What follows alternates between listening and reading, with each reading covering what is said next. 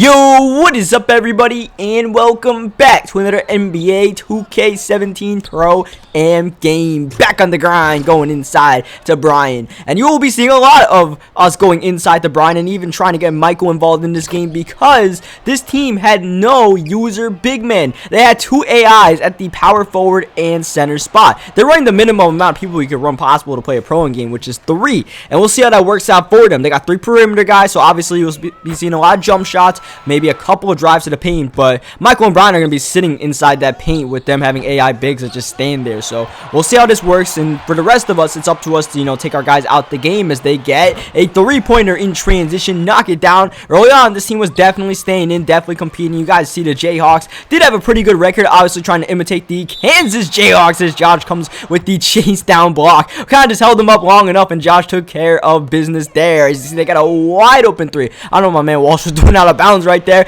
but they ended up knocking it down. That's what we can't do. We only have 3 people guarding 3 users, and one of those 3 can't be out of bounds, or else, that's too easy. We got to make it as hard as possible on them, because playing with less people in the pro-am is definitely a disadvantage, unless, of course, you stand on a bounce, because that's playing for 3-on-4 right there as they get the corner 3, get it to go, and that's a lot what they're doing right now, getting 3-point shots to fall down as we get a 3-pointer of our own lined up from Michael with that sharpshooter grand badge activated. That man's probably not missing with that thing lit up. I'm not a big believer of the grand badge at all. I don't really pay attention to them too much, but when I see a sharpshooter with a grand badge, I get kind of scared. I'm not gonna lie. As you see, they had a nice take to the rim right there, and this number 4 guy is starting to eat in this second quarter. I don't know what my man Walsh is doing right now, but we need to lock up quickly, especially since he has a lockdown defender out right now. So we're gonna get the corner 3 wide open, pull it and hit it. You don't see us take too many shots, but when it's that open, I gotta take it. I mean, there's no guarantee I make it, but I gotta take it. As you see, number 4, the small forward, is lighting us up right now as Josh has a shot creator, but unfortunately he's not able to create 2 points for us. Instead, he creates them running and dunking the ball up ahead of the pack. Tie game ends up being a 2-point game for them actually at halftime. As you see, 14 points. I believe that's a small forward right there. Might be the shooting guard. Not too sure as they miss a free throw. That's going to get us running, throwing in a hoop, and Josh gets it to go. Yeah, in the pro, I throw a lot of risky oops. You guys don't see too many of those, but I do throw a lot of them. I haven't really got to show them in video, but I might throw like maybe one a game or something like that, and they're usually not the smartest oops. I just feel like, it's just fun to do them, and they do come pretty handy sometimes, and it worked, so can't really complain about that one. As we look up ahead, there's Josh. No need to oop. Definitely a nice little need to pass the ball. They'll draw some contact on one man, dish it to Walsh, and that's just great, basketball knowledge to be able to run a fast break like that to where, you can pass it to the extra man knowing he's there. That guy has to contest you, and that's one thing that we're pretty good at, knowing those kind of situations. As you see, Josh knocked down the shot. And some of these dudes, they'll play a lot of 2K, but they don't know as much about basketball as how to play a video game.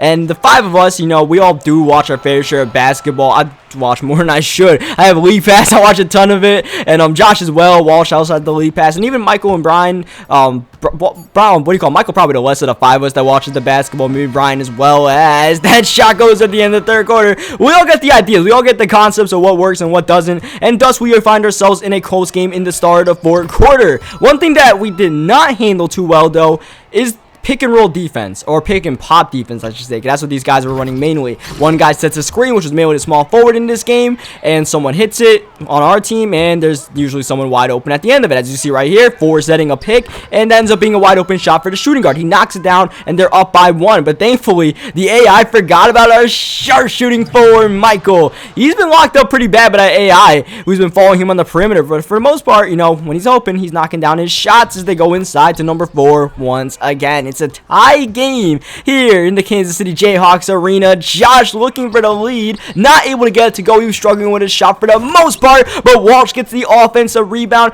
and the putback, puts us back up ahead. Loose ball goes to them, looking in the corner for 3. It is off, thankfully, but the AI gets the offensive rebound. The AI again, open, bang! Under 2 to go, and they have taken a 1-point lead. They've stayed in it throughout, and for me, I'm just kind of disappointed. I feel like we should be taking care of a team like this As long as we win the game, it's all good. Josh just knocked down a shot to get us back to lead the three-pointer. I said he was struggling with a shot, but if he could find this stroke right now, that would be nice, as they missed the three wide open at the end of the shot clock. We catch a break right there. Minute 22 left. Walsh passing to us. We're looking inside for Brian, but they got a triple team, so we got to move this ball around, and eventually it swings its way to Josh, but he misses. Unfortunately, I said it was just very inconsistent for him, as they get wide open and pull and hit. Once again, you see Forrest setting the screen, and just no help defense. As Walsh open from mid, not able to get to go, but look at Brian inside scrapping. Michael almost took that shot right there. We just got to reset the offense and be smart. That's Josh from mid, and he's got it for the lead. 1 point game. One defensive stop is badly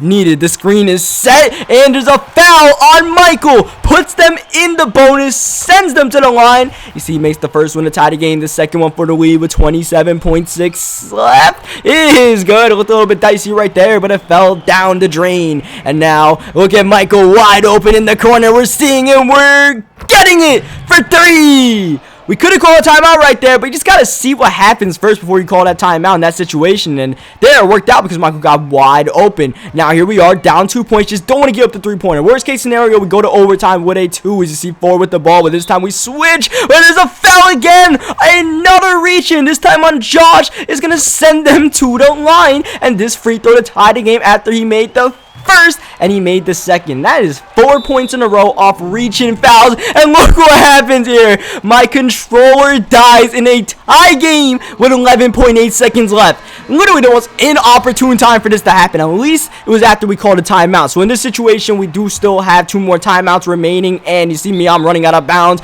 and we end up calling a timeout right there. My team calls a timeout, and we're just gonna try to get myself back in it. At this point, my controller is fine, but they did not know that I was back in the game. I'm still trying to get my headphones and all that on, and they actually called another timeout even though I was ready for the play to happen. Now we're out of timeouts with 11.7 seconds left, and we got to get this ball inbounded. Chew the clock up as much as we can, either win the game or send to overtime. But the inbound is stolen, and they're out running, looking for the lead. Pass out for 3. Got it.